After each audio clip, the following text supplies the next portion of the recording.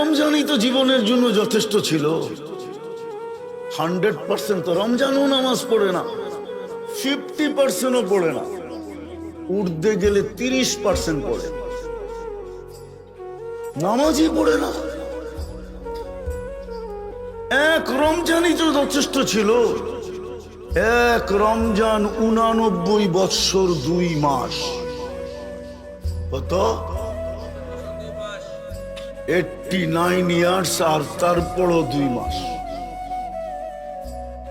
89 বৎসর, 1 মাস 70 মাস, আর এক লাইলাতুল কদর 83 বৎসর 4 মাস। দুটা যোগ করলে হয় 89 বৎসর কি 2 মাস। কি জবাব দিবা যুবক আল্লাহর কাছে?